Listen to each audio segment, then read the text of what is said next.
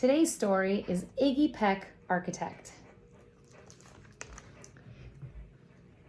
Young Iggy Peck is an architect. He has been since he was 2, when he built a great tower in only an hour with nothing but diapers and glue. "Good gracious, Ignatius," his mother exclaimed. "That's the coolest thing I've ever seen." But her smile faded fast as a light wind blew past, and she realized those diapers weren't clean. "Ignatius, my son, what on earth have you done? That's disgusting and nasty. It stinks."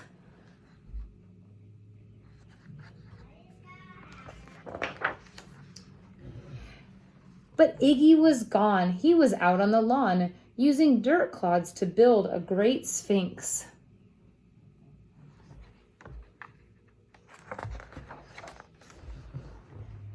When Iggy was 3, his parents could see his unusual passion would stay. He built churches and chapels from peaches and apples and temples from modeling clay.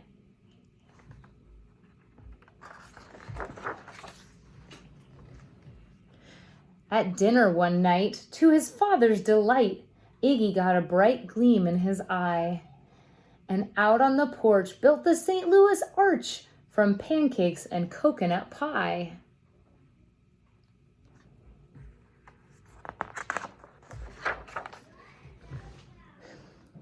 Dear Ig had it made until 2nd grade, when his teacher was Miss Lila Greer. On the very first day, she had this to say: "We do not talk of buildings in here.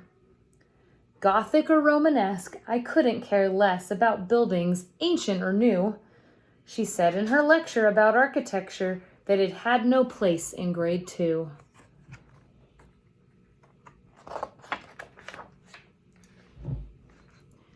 That might seem severe, but she was sincere, for when she was no more than 7, she'd had a great fright at a dizzying height in a building so tall it scraped heaven. On an architect's tour of the 95th floor, young Leela got lost from the group.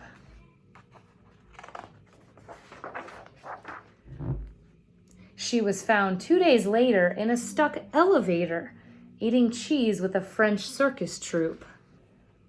After that day, it's quite safe to say, she thought all building lovers were nuts. As a teacher, she taught that, above all, one ought to avoid them, no ifs, ands, or buts.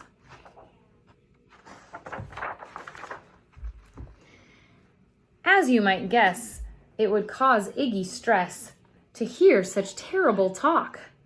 But he didn't hear. He sat in the rear while building a castle of chalk. "You, Iggy Peck, your desk is a wreck. Tear down that castle right now. You will not build in here, is that perfectly clear? Do you need to see Principal Howe?"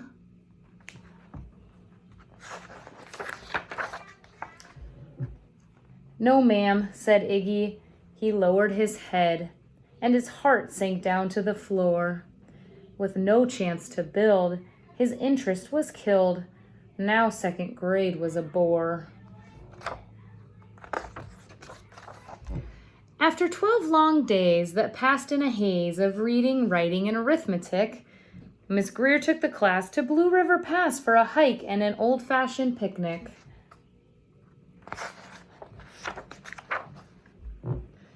They crossed an old trestle to a small island nestled in the heart of a burbling stream, but they no sooner passed than the footbridge collapsed, and Miss Leela Greer started to scream.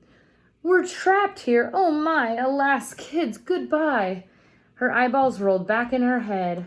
She dropped to the ground with a vague groaning sound. Luckily fainted, not dead.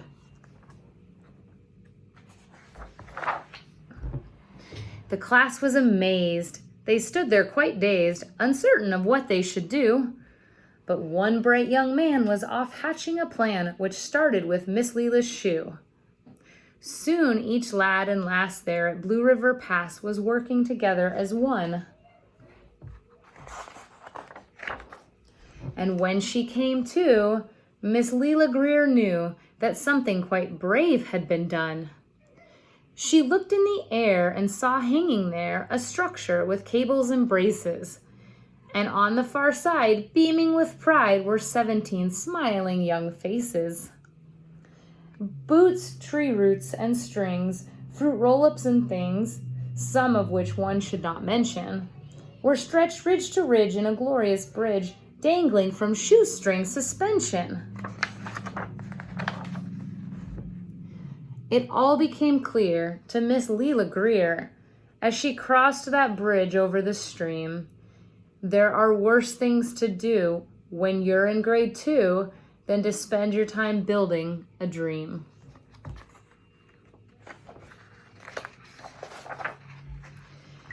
Now every week at Blue River Creek, elementary and second grade, all the school kids can hear, along with Miss Greer, how the world's greatest buildings were made. The weekly guest speaker, in t-shirt and sneakers, talks of buildings from Rome to Quebec. Of course, he's the guy who builds towers from pie. That brilliant young man, Iggy Peck. The end. Hope you guys enjoyed Iggy Peck, Architect.